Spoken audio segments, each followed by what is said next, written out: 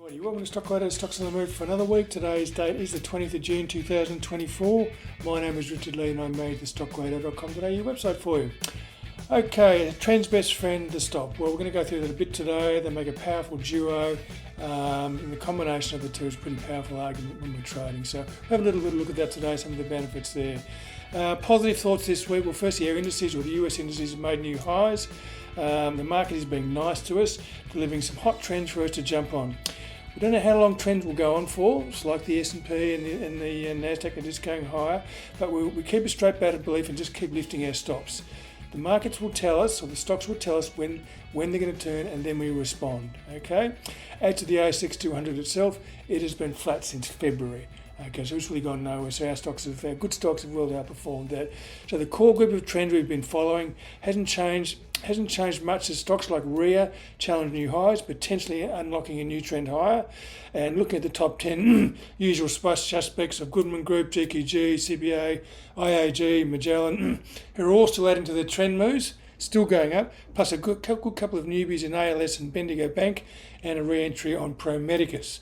So we have a good base of trends, and always there are new stocks with the potential to become one of those big stock trends, like ALS and some of the other new entries we've added over the recent weeks. So as we go through these trends, they break out. The ones that fail by the wayside, we weed out those weak, and we let the movers run, and that's how that's our modus operandi, basically.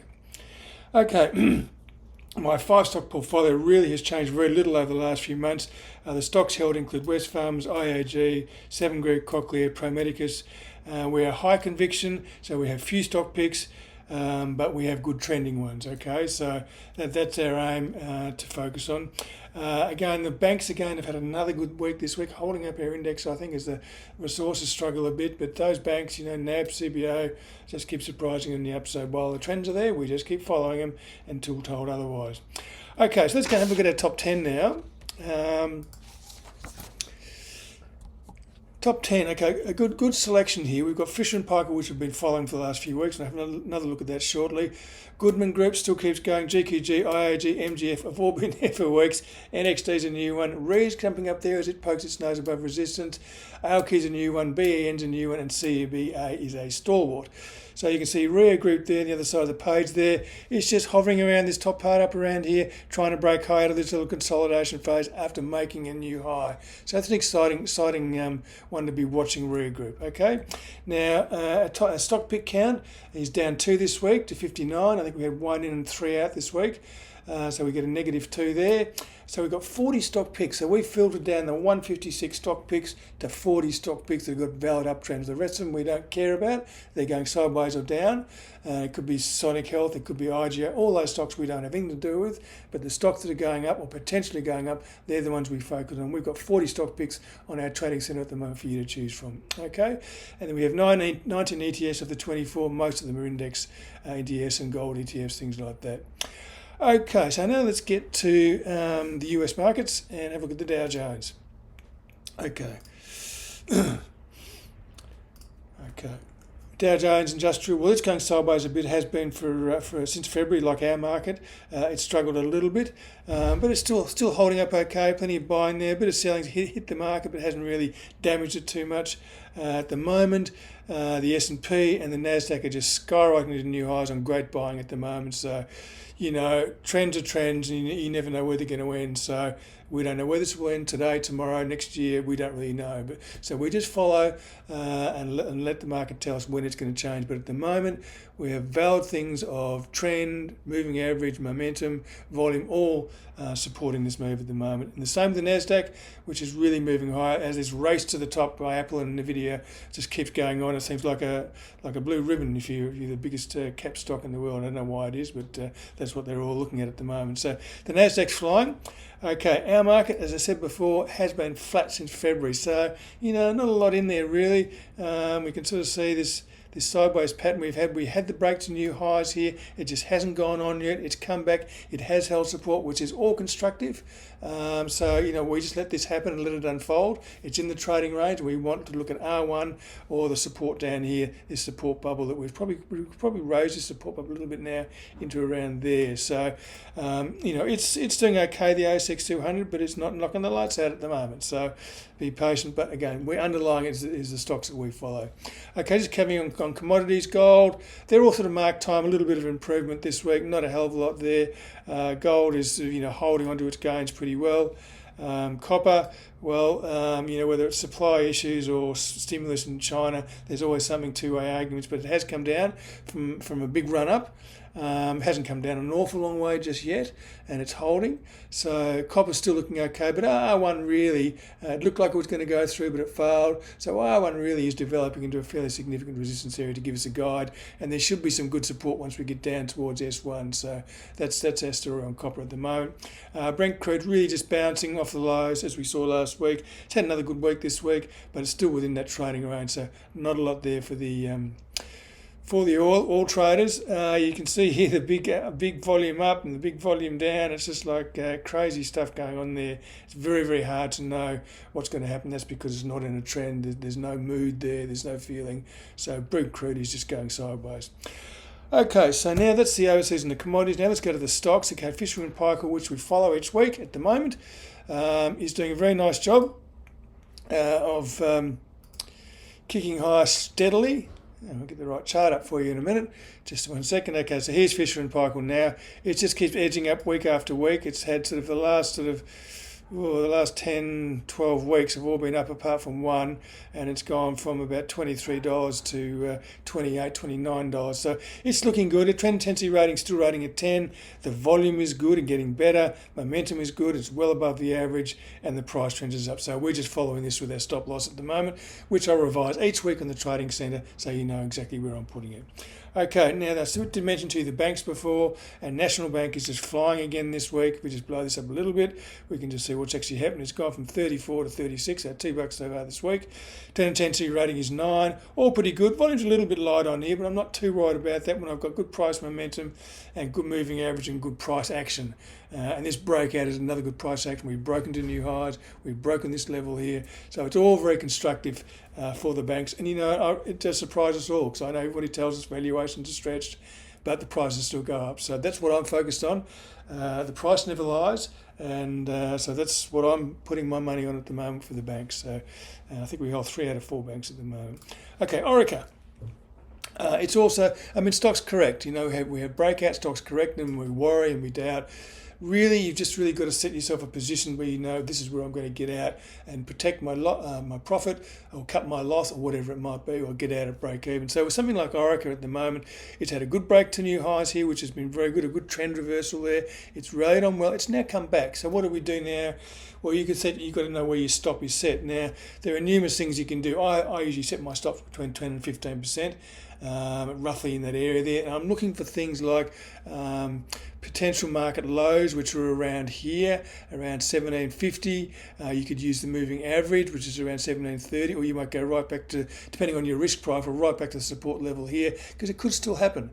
So $16, $17 is the support level there. So different things you can use, moving averages, closing prices, support levels to set your stop. Just to try and add a little bit of credence to the level that you're looking at. But for the moment, Orica's above its stop.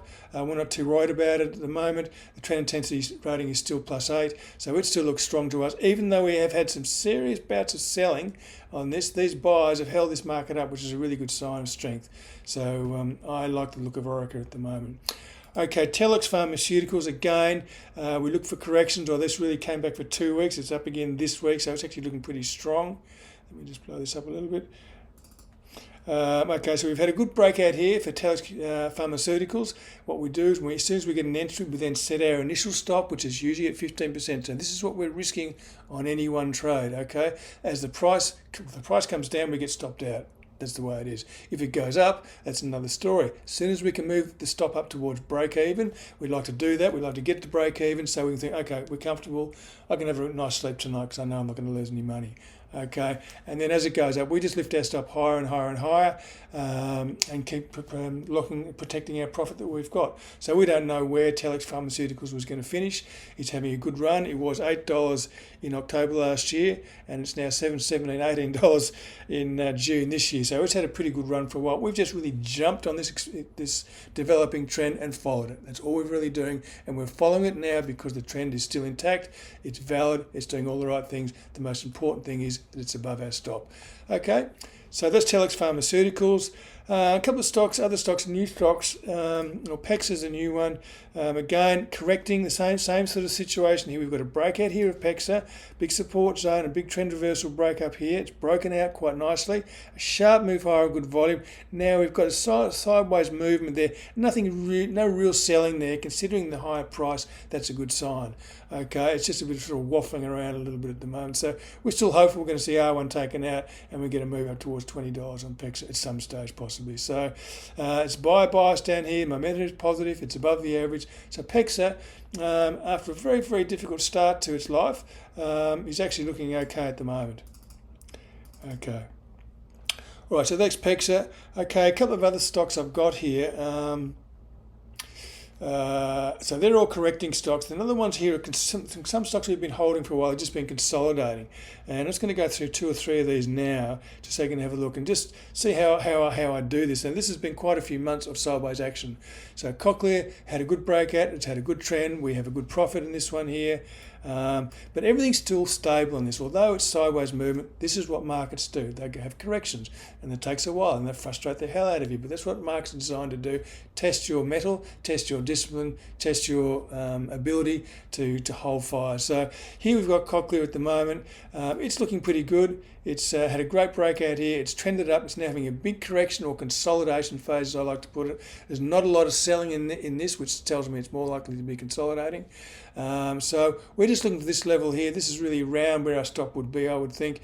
But it's looked like it's starting to push higher again at the moment, have another shot at this high here. So we don't know. The trend intensity rating is actually still 10 on Cochlear, which is very, very good. So that's a really good sign.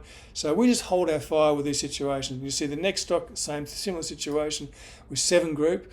We hold this stock, and you can see all my actions here. I've actually had 2 trades in 7 Group since the big breakout here back in January 23 when it broke to new highs. It then had a good run up here, came back sharply, so we took a 28% profit. Then currently we've got the next profit here. We've re-entered on the new high here, and we've bought this one, and it's now 24% up. This is basis our stop. Price is probably a little bit better, but still we've got a reasonable profit there, and we've got to protect that profit. It may turn into a 24% profit, it may turn into a 40% profit, we don't know. But it's in this consolidation phase like Cochlear, so it's looking okay at the moment. I know it's come down a bit this week, but this is what they do. It's come down, it's tested, looks like it was going to drop through, and it's held. Now, this is probably a slightly lower high here if we're looking at a little detail bit. I'm not looking at too much detail really, but it's a bit of a worry. But and the ultimately it's my stop, which you can see is right here at the moment, 37.20 on 7 Group holdings. So this to me looks like a consolidation. I would still be expecting to break up until my stop goes off. Then I get out and I move on. So that's what I'm looking at 7 Group, similar to Cochlear. And then we can also look at Computershare, another similar one, which did break to new highs here pretty sharply and looked pretty good. Great volume, great momentum, all look pretty good. And all it's really done for the last 5 or 6 weeks is nothing, except come back here. So it's sort of frustrated a little bit, but it hasn't broken down yet. So it's still above the average, it's above our stop loss. This is all looking okay here, even though we've had a big selling spit here. The market's still held up and momentum is still positive. So things are still okay for Computershare. If I just perhaps get the name of the stock down there, you can see a bit better. Trend intensity rating is still +7. So I'm reasonably happy with Computershare. As again, I'm happy to sit through these periods. Unless my stop goes off, I'm not too concerned. Okay, if the stop goes off, I get out, and that's the way it is.